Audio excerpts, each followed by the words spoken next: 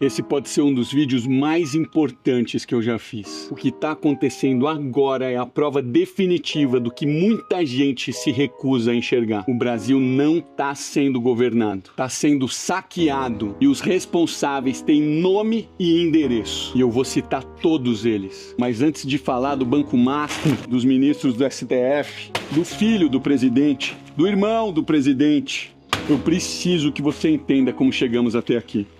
Porque esse escândalo não nasceu do nada. Ele é produto de um processo. E entender o processo é a única forma de não ser enganado de novo. A Lava Jato expôs o maior esquema de corrupção da história do nosso país.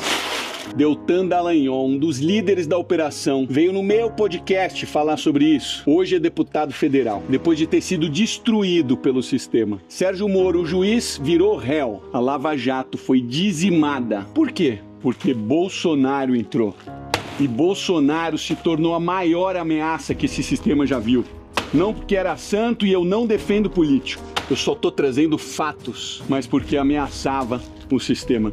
E quando você ameaça o esquema, todos que têm rabo preso entram em pânico. Criaram uma união jamais vista nesse país.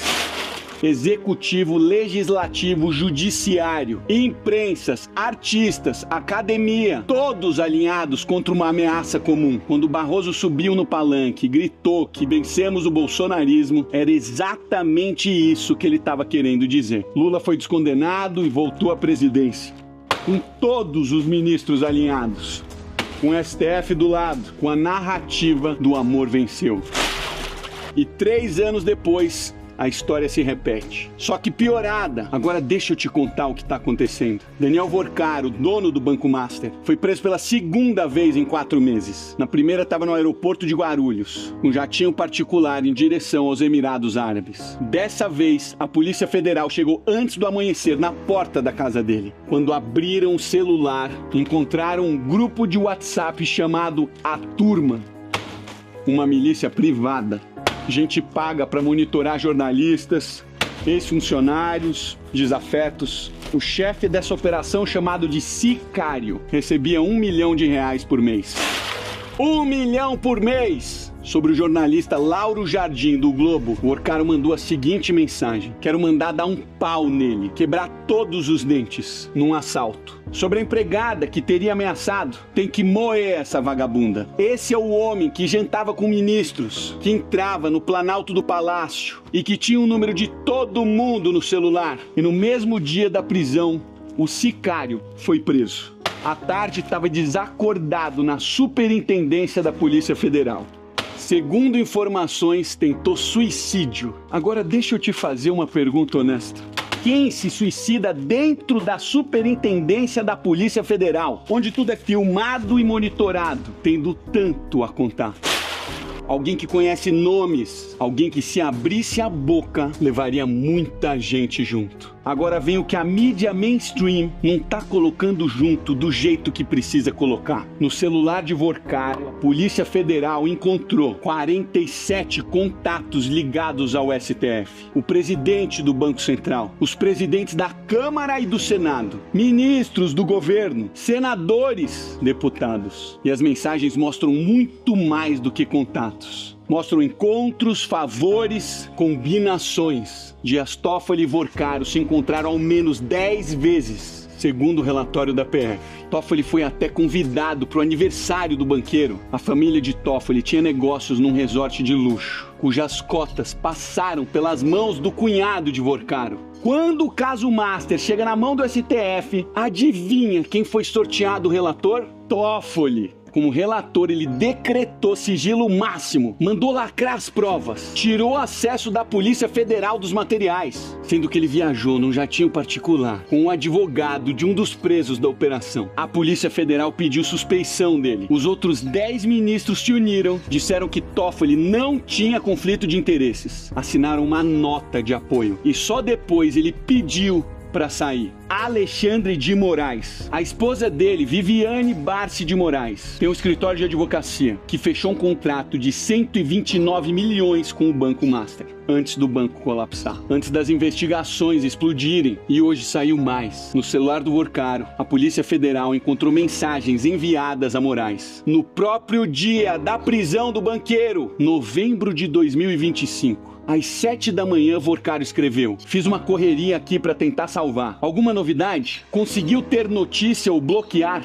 Moraes responde na hora, mas as 3 respostas eram de visualização única, o tipo de mensagem que se apaga depois de lida. Não existe rastro. Flávio Dino, o mesmo que subiu no trio elétrico no carnaval fazendo L. O primeiro ministro comunista do STF, comemorado publicamente pelo presidente quando o ministro entra na corte. Esse mesmo ministro suspendeu a quebra de sigilo da amiga do Lulinha na CPMI do INSS, no mesmo dia em que foi aprovada. E aí ele diz com cara séria que ministro não tem lado político. Irmão do Lula, Frei Chico, vice-presidente do Sindinap, um dos sindicatos que mais desviou dinheiro do INSS. O esquema roubou mais de 6 bilhões de aposentados e pensionistas. 64% desse valor foi durante esse governo. O filho do Lula, Lulinha, aparece nas investigações do INSS com viagens pagas pelo operador do esquema, com 25 milhões de reais em movimentações suspeitas e uma mesada de 300 mil reais por mês, vindo de quem roubava aposentado. E não é a primeira vez, eu trabalhei na Oi. Eu vi com meus próprios olhos milhões saindo na direção da Game Corp, a empresa do Lulinha.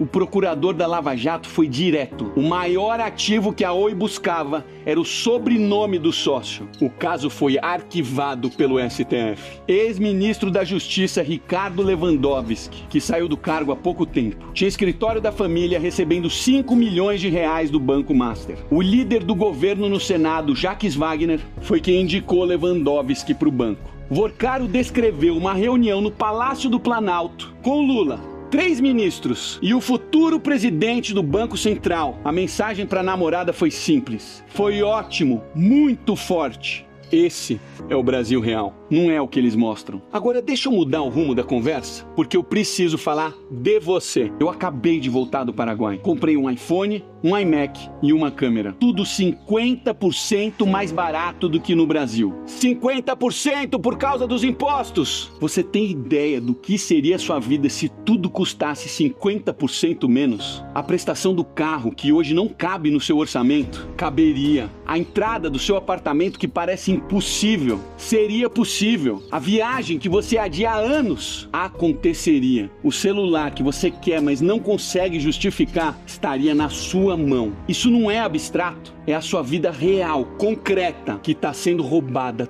todo mês. E eles têm uma explicação pronta para isso. Chama-se justiça social. A esquerda abraça as minorias, aponta um inimigo, coloca todo mundo como vítima e vende esse sonho para justificar cada novo imposto. No governo Lula, um imposto a cada 37 dias. E esse dinheiro não volta para você. Ele vai para a máquina, vai para quem tá dentro, vai pro esquema. Enquanto isso, as empresas brasileiras sufocam. O Brasil tem uma das maiores taxas de mortalidade de empresas do mundo. Cada empresa que fecha é um emprego que some. É uma família que perde renda. É mais gente dependendo do Estado. Dependência é controle. A lógica é bem simples.